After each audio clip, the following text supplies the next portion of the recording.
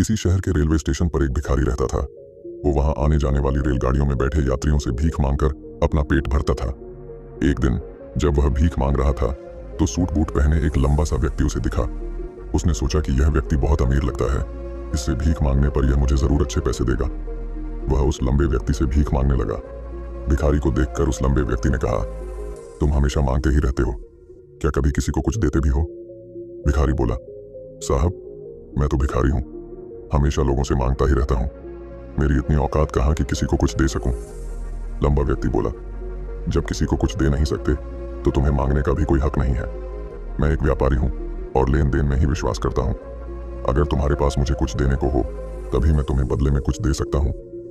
इतना कहने के बाद वह लंबा आदमी ट्रेन में बैठकर चला गया। इधर भिखारी उसकी कही गई बात के बारे में सोचने लगा। उस लंबे व्यक्ति के द्वारा कही गई बात उस भिखारी के दिल में उतर गई। वह सोचने लगा कि शायद मुझे भीख में अधिक पैसा इसीलिए नहीं मिलता क्योंकि मैं उसके बदले में किसी को कुछ दे नहीं पाता हूं। लेकिन मैं तो भिखारी हूं, किसी को कुछ देने लायक भी नहीं हूं। लेकिन कब तक मैं लोगों को बिना कुछ दिए केवल मांगता ही रहूंगा? बहुत सोचने के बाद उस भिखारी ने निर्णय किया कि जो भी व्यक्ति उसे भीख देगा उसके बदले में वह भी उस व्यक्ति को कुछ जरूर देगा। लेकिन अब उसके दिमाग में यह प्रश्न चल रहा था कि वह खुद भिखारी है तो भीख के बदले में वह दूसरों को क्या दे सकता है। इस बात को सोचते हुए 2 दिन हो गए, लेकिन उसे अपने प्रश्न का कोई उत्तर नहीं मिला था। तीसरे दिन जब वह स्टेशन के पास बैठा हुआ था तभी उसकी नजर कुछ फूलों पर पड़ी जो स्टेशन के आसपास के पौधों पर खिल रहे थे। उसने सोचा, क्यों ना मैं लोगों को भीख के बदले कुछ फूल दे दिया करूं। उसको अपना यह विचार अच्छा लगा और उसने वहां से कुछ फूल तोड़ लिए। अब वह ट्रेन में भीख मांगने पहुंचा। अब जब भी कोई उसे भीख देता तो उसके बदले में वह भीख देने वाले को कुछ फूल दे देता। उन फूलों को लोग खुश होकर अपने पास रख लेते थे। अब भिखारी रोज फूल तोड़ता और भीख के बदले में उन फूलों को लोगों में बांट देता था। कुछ ही दिनों में उसने महसूस किया कि अब उसे बहुत अधिक लोग भीख देने लगे हैं। वह स्टेशन के पास के सभी फूलों को तोड़ लाता था। जब तक उसके पास फूल रहते थे तब तक उसे बहुत से लोग भीख देते थे, लेकिन जब फूल बांटते बांटते खत्म हो जाते तो उसे भीख भी नहीं मिलती थी। अब रोज ऐसा ही चलता रहा। एक दिन जब वह भीख मांग रहा था तो उसने देखा कि वही लंबा व्यक्ति ट्रेन में बैठा है जिसकी वजह से उसे भीख के बदले फूल देने की प्रेरणा मिली थी।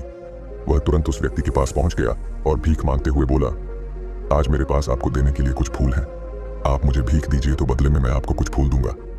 उस लंबे व्यक्ति ने उसे भीख के रूप में कुछ पैसे दे दिए और भिखारी ने कुछ फूल उसे दे दिए। उस लंबे व्यक्ति को यह बात बहुत पसंद आई। वह बोला, वाह क्या बात है, आज तुम भी मेरी तरह एक व्यापारी बन गए हो। इतना कहकर फूल लेकर वह लंबा व्यक्ति अपने स्टेशन पर उतर गया। लेकिन उस लंबे व्यक्ति द्वारा कही गई बात एक बार फिर से उस भिखारी के दिल में उतर गई। वह बार बार उस लंबे व्यक्ति के द्वारा कही गई बात के बारे में सोचने लगा और बहुत खुश होने लगा। उसकी आंखें अब चमकने लगीं। उसे लगने लगा कि अब उसके हाथ सफलता की वह चाबी लग गई है जिसके द्वारा वह अपने जीवन को बदल सकता है। वह तुरंत ट्रेन से नीचे उतरा और उत्साहित होकर बहुत तेज आवाज में ऊपर आसमान की तरफ देखकर बोला, मैं भिखारी नहीं हूं, मैं तो एक व्यापारी हूं, मैं भी अमीर बन सकता हूं। लोगों ने उसे देखा तो सोचा कि शायद यह भिखारी पागल हो गया है और अगले दिन से वह भिखारी उस स्टेशन पर फिर कभी नहीं दिखा। लेकिन 6 महीने बाद इसी स्टेशन पर 2 व्यक्ति सूट बूट पहने हुए यात्रा कर रहे थे।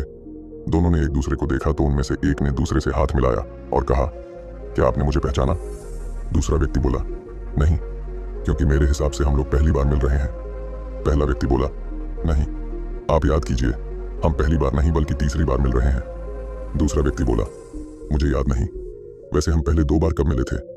अब पहला व्यक्ति मुस्कुराया और बोला, हम पहले भी 2 बार इसी ट्रेन में मिले थे। मैं वही भिखारी हूं जिसको आपने पहली मुलाकात में बताया कि मुझे जीवन में क्या करना चाहिए और दूसरी मुलाकात में बताया कि मैं वास्तव में कौन हूं। दूसरा व्यक्ति मुस्कुराया और अचंभित होते हुए बोला, ओ, याद आया, तुम वही भिखारी हो जिसे मैंने एक बार भीख देने से मना कर दिया था और दूसरी बार मैंने तुमसे कुछ फूल खरीदे थे। लेकिन आज तुम ये सूट बूट में कहां जा रहे हो और आजकल क्या कर रहे हो? तब पहला व्यक्ति बोला, हाँ, मैं वही भिखारी हूं, लेकिन आज मैं फूलों का एक बहुत बड़ा व्यापारी हूं और इसी व्यापार के काम से ही दूसरे शहर जा रहा हूं। कुछ देर रुकने के बाद वह फिर बोला, आपने मुझे पहली मुलाकात में प्रकृति का वह नियम बताया था जिसके अनुसार हमें तभी कुछ मिलता है जब हम कुछ देते हैं। लेन देन का यह नियम वास्तव में काम करता है। मैंने यह बहुत अच्छी तरह महसूस किया है, लेकिन मैं खुद को हमेशा भिखारी ही समझता रहा। इससे ऊपर उठकर मैंने कभी सोचा ही नहीं।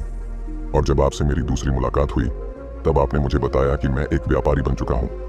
अब मैं समझ चुका था कि मैं वास्तव में एक भिखारी नहीं बल्कि व्यापारी बन चुका हूँ। मैंने समझ लिया था कि लोग मुझे इतनी भीख क्यों दे रहे हैं, क्योंकि वह मुझे भीख नहीं दे रहे थे, बल्कि उन फूलों का मूल्य चुका रहे थे। सभी लोग मेरे फूल खरीद रहे थे क्योंकि इससे सस्ते फूल उन्हें कहाँ मिलते। मैं लोगों की नज़रों में एक छोटा व्यापारी था, लेकिन मैं अपनी नज़रों में एक भिखारी ही था। आपके बताने पर मुझे समझ आ गया कि मैं एक छोटा व्यापारी हूँ। मैंने ट्रेन में फूल बांटने से जो पैसे इकट्ठे किए थे, उनसे बहुत से फूल खरीदे और फूलों का व्यापारी बन गया। यहाँ के लोगों को फूल बहुत पसंद है और उनकी इसी पसंद ने मुझे आज फूलों का एक बहुत बड़ा व्यापारी बना दिया। दोनों व्यापारी अब खुश थे और स्टेशन आने पर साथ उतरे और अपने अपने व्यापार की बात करते हुए आगे बढ़ गए। दोस्तों, इस कहानी से हमें बहुत कुछ सीखने को मिलता है। कहानी में लंबा व्यापारी गिव एंड टेक के नियम को बहुत अच्छी तरह जानता था। दुनिया के सभी बड़े व्यापारी इसी जीवन के नियम का उपयोग करके सफल हुए हैं। इस फॉर्मूले को उसने भिखारी को भी बताया। भिखारी ने इस प्राकृतिक नियम को अपना लिया और इसका असर उसके जीवन में साफ दिखाई देने लगा।